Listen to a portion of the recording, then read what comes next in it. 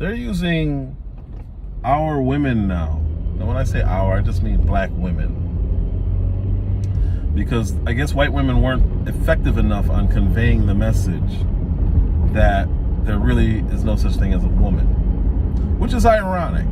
Because you don't have black men going up in front of Congress and having hearings, lecturing other men about women not being important. Because that's essentially what they're saying. When you say there's a person with the capacity for pregnancy, or whatever the term is now, birthing persons. I am committed to doing the absolute most to protect black mothers, to protect black babies, to protect black birthing people, and to save lives. Thank you, and I yield back. It's insulting to women. So a guy saying that could lose his career. Literally, they would try to cancel him. So what do? They find a real woman, and unfortunately black women, to go up on the Hill and lecture white men on the fact that there are no women, completely missing the irony that they're using women to do that. They use somebody from the National Women of Law or some garbage like that, some organization, and it has women in the title. Since you are the president of the National Women's Law Center, I was hoping that you could define what a woman is for us in this committee hearing. Well, as the president of the National Women's Law Center, you can imagine I say woman a lot in my day job. Okay, so I'm just asking for the definition. So what I'll tell you is I am a woman. That's how I identify.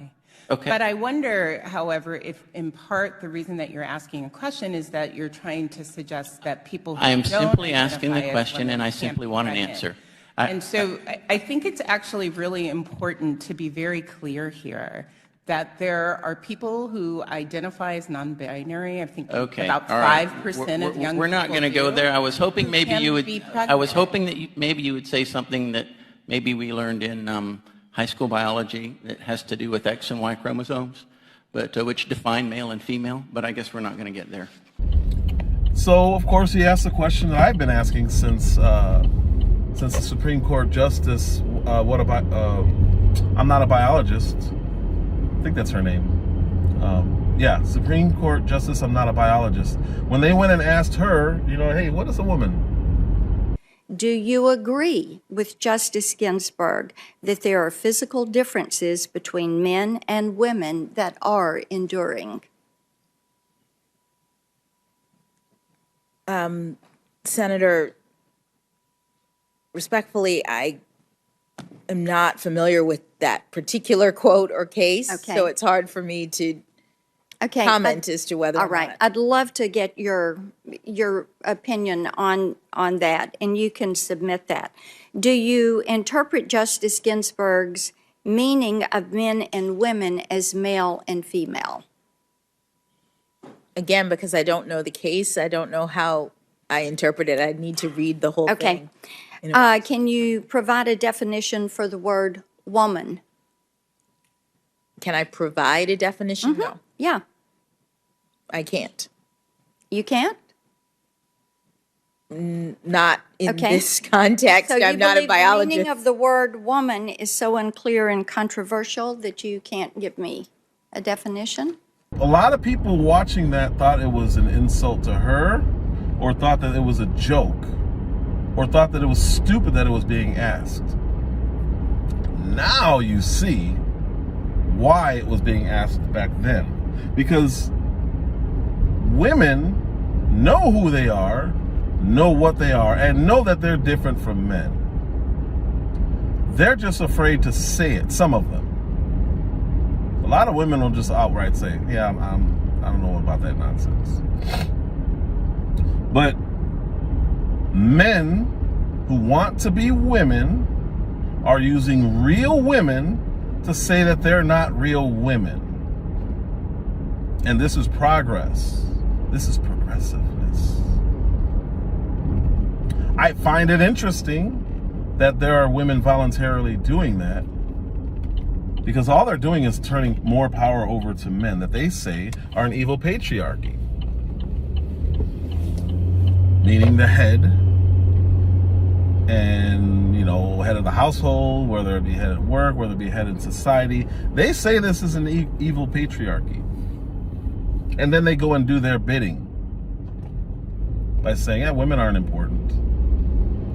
You guys can play our sports and destroy all of our records and take away our scholarships and all these things that women have fought for the last half century are now being told to us that it's not important because there's really not a difference between men and women. What were they fighting for? When they fought for the right to vote, what were they fighting for? If anybody could vote, they could have just went and did it, right? All they had to do is say, well, I'm a man, so I can vote. If it were that simple, why didn't they do it? So now you have these broken men who want to be women, but they can't just go right out and tell Congress, hey, I think you're transphobic if you don't accept me as a woman. So what they end up doing is they convince some broken black woman. Professor Bridges, you said several times, you've used a phrase, I want to make sure I understand what you mean by it. You've referred to people with a capacity for pregnancy. Would that be women? Many women, cis women, have the capacity for pregnancy. Many cis women do not have the capacity for pregnancy. There are also trans men who are capable of pregnancy, as well as non-binary people who are capable of pregnancy. So this isn't really a women's rights issue. We can recognize that this impacts women while also recognizing that it impacts other groups. Those things are not mutually exclusive, Senator Hawley. Oh, so your view is that the core of this right then is about what? So I want to recognize that your line of questioning is transphobic, and it opens up trans people to violence by not recognizing them. Wow, you're saying that I'm opening up people to violence by asking whether or not women are the folks who can have pregnancies? So I want to note that 1 out of 5 transgender persons have attempted suicide. So I think it's important because of my line of questioning? Because, so we can't talk about it? Because denying that trans people exist and pretending not to know that they exist. I'm denying that trans people exist by asking you if you're talking about women having pregnancies? Do you believe that men can get pregnant? No, I don't think women can get pregnant. So you are denying that trans people exist? And that leads to violence? Is this how you run your classroom? Are students allowed to question you? Absolutely. Or are they also treated like this, where No, they're told that they're opening up people to violence? We have a good time in my class. You should join. Oh, I bet. You might learn a lot. Wow, I would learn a lot. I've learned a lot just in this exchange. Absolutely. Extraordinary. They don't understand that they're broken, so they go into these careers, and they're very successful, independent women, and they don't have a man in their house. They don't want a man in their house, but they're doing the bidding of other men who think that it's okay to be women and get in their locker rooms with them and go to prison with them. And they don't understand the cycle here. They don't understand the cycle. They're lobbying for men to be women. And then they're lecturing men about how they can't control a woman or her right to choose in her body, but they can choose to have the body. That doesn't really make much sense to me. You can't tell a woman what to do with her body? Okay, well, now I'm a woman. I don't want abortion. I can have one, right? That's what they said. What do you say a woman is? I believe that everyone can identify for themselves. Okay. Do you believe then that men can become pregnant and have abortions? Yes. So when you blur these lines, you take away your own rights and your own ability to lobby for them. And I watched this complete moron get questioned by Josh Hawley, and he just asked, like, what is a person with capacity to give birth or person with capacity to get pregnant? What is that? And she started lecturing him because that's what she's used to doing. She's had no man in her life to say, stop, you're not as smart as you think you are. She had no real mother figure in her life to say, stop, you sound stupid. She's let the schools raise her.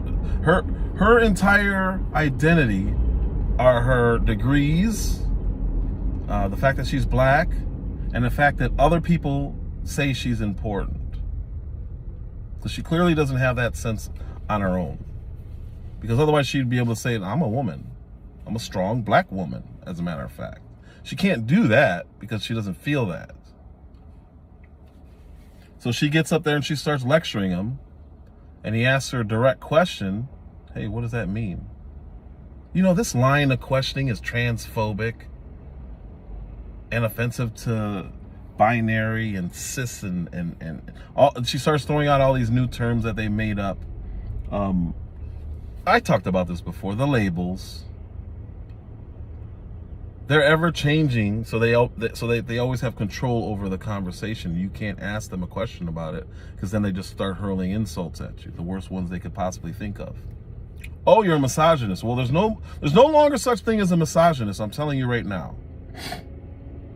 Because how can you hate women if there aren't any women? If they're, in fact, they are just people with the capacity to give birth or to get pregnant.